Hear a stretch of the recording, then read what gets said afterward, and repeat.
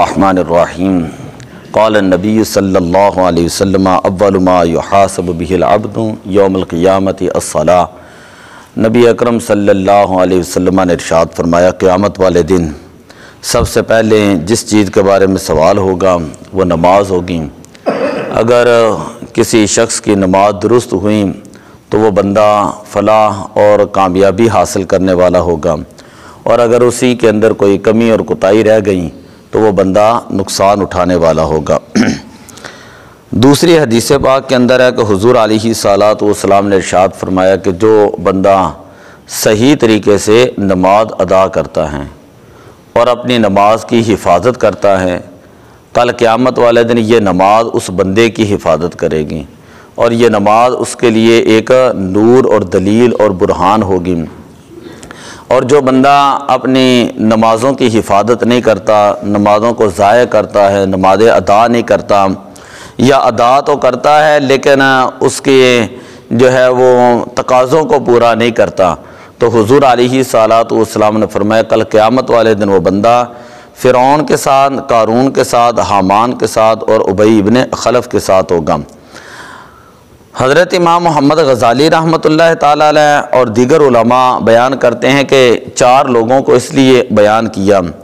کہ اگر کوئی شخص اپنی جو ہے نماز کو ضائع کرتا ہے حکومت کے اندر مشغول ہونے کی وجہ سے، کل قیامت والے دن وہ فرعون کے ساتھ ہوگا، اور جو بندہ اپنی دولت کی وجہ سے نماز کو ضائع کرتا ہے کل قیامت والے دن قارون کے ساتھ ہوگا۔ اگر کوئی بندہ اپنی نماز چھوڑ دیتا ہے وزارت کی وجہ سے تو وہ فرعون کا جو وزیر تھا حامان اس کے ساتھ ہوگا، اور اگر کوئی بندہ تجارت کی وجہ سے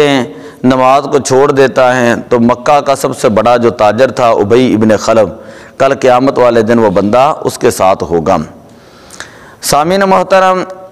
جو بندہ نماز ادا کرتا ہے تو حضرت عبادہ ابن صامت رضی اللہ تعالی عنہ بیان کرتے ہیں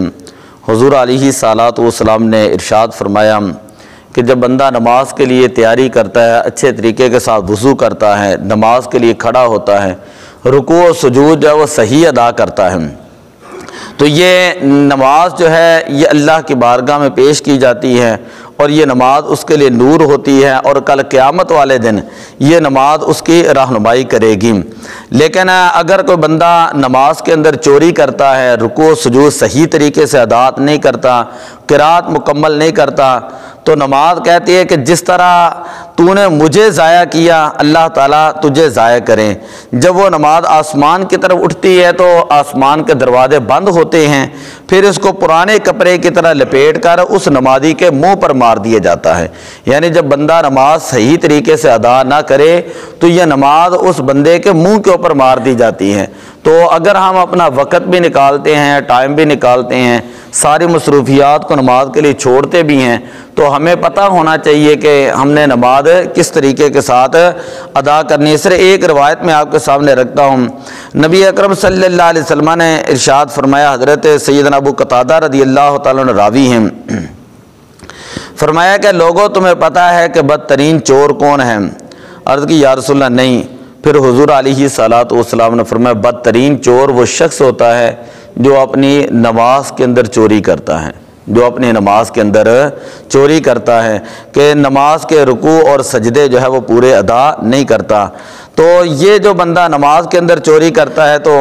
وہ بندہ گویا کہ اپنا دنیا کا نقصان بھی کر رہا ہوتا ہے اور آخرت کا نقصان بھی کر رہا ہے، وقت بھی نکال رہا ہے، سارے معاملات کر رہا ہے، لیکن اس کے باوجود نماز صحیح طریقے سے ادا نہیں کرتا۔ فقہی مسائل انشاءاللہ کل شروع کریں گے، صرف ایک مسئلہ نظر کا سماعت کر لیں کہ جب آپ نے نماز کے لیے کھڑے ہونا ہے تو تکبیر تحریمہ جب کہی جاتی ہے تو اس وقت نمازی کی نظر سجدے کی جگہ پر ہونی چاہیے، نمازی کی نظر قیام کی حالت میں سجدے کی جگہ پر ہونی چاہیے۔ یہ مسئلہ یاد رکھیں، یہ نہیں ہے کہ نماز پڑھ کے کوئی بندہ ادھر دیکھ رہا ہے ادھر دیکھ رہا ہے، وہاں کیا آ رہا ہے ویسے کیا ہو رہا ہے، سامنے دیوار کے اوپر کیا لکھا ہوا ہے، شیشے کے اندر میری تصویر نظر آ رہی ہے نہیں نظر آ رہی، یہ ساری چیزیں جو ہے یہ نماز کے اندر ممنوع ہیں۔ کوشش یہ کرنی چاہیے کہ جب نماز پڑھیں تکبیر تحریمہ کہیں، جب تک قیام کریں تو قیام کی حالت میں سجدے کی جگہ پر دیکھنا ہے، نظر جو ہے نگاہ جو ہے وہ سجدے کی جگہ پر رکھنی ہے۔ اسی طرح جب رکوع کرنا ہے تو رکوع کرتے ہوئے جو نظر ہے وہ انسان کے دو قدم جو ہیں ان کے درمیان ہونی چاہیے، ٹھیک ہے، دو قدموں کے درمیان انسان نظر رکھے رکوع کرتے ہوئے۔ رکوع سے جیسے ہی کھڑا ہونا ہے تو یہ جو حالت ہوتی ہے رکوع سے قیام کی طرف، تو اس حالت میں انسان اپنے سینے کی طرف دیکھے گا، اس حالت میں انسان اپنے سینے کی طرف دیکھے گا۔ جس وقت اتحیات بیٹھنا ہے تو اس وقت اپنی گود کی طرف دیکھنا ہے۔ ویسے علماء نے سمجھانے کے لیے کہا ہے کہ ہر طرف جو ہے وہ 90 کا زاویہ بن جاتا ہے، دائیں طرف بائیں طرف سامنے، اور بالکل سامنے جو ہے وہ 90 ڈگری کے اندر زاویے کے اندر انسان کی نظر ہونی چاہیے۔ 45 سینٹی گریڈ دائیں طرف سے اگر ہٹ جائے نظر، اسی طرح 45 سینٹی گریڈ بائیں طرف سے ہٹ جائے نظر، تو انسان کی نماز ویسے ہی ٹوٹ جاتی ہے۔ تو اس لیے کوشش کرنی چاہیے کہ جب بیٹھیں تو اس وقت اپنی گود کی طرف دیکھیں۔ بڑے اچھے خاصے سمجھدار لوگ ہوتے ہیں، تو جب وہ نماز پڑھ رہے ہوتے ہیں تو بعض اوقات اس طرف دیکھ رہے ہوتے ہیں، ایسے دیکھ رہے ہوتے ہیں، یا قیام کی حالت میں کوئی اس طرح کر کے دیکھ رہا ہے، کوئی اس طرح کر کے دیکھ رہا ہے، گردن تک گھما کر وہ لوگ دیکھتے ہیں۔ تو نظر کا مسئلہ یاد رکھنا چاہیے۔ قیام کی حالت میں نظر سجدے کی جگہ پر ہونی چاہیے۔ میں 10 مسئلے بھی بیان کر سکتا ہوں، میں صرف ایک مسئلہ بیان کر رہا ہوں تاکہ اچھے طریقے سے وہی یاد رہے کہ سجدے کی حالت جب کھڑے ہونا ہے تو قیام کی حالت میں نظر سجدے کی جگہ پر ہوں، اور جب اس طرح تحیات بیٹھے ہوں تو اس وقت انسان کی نظر اس کی گود پر ہونی چاہیے۔ دعا اللہ تعالیٰ عمل کی توفیق عطا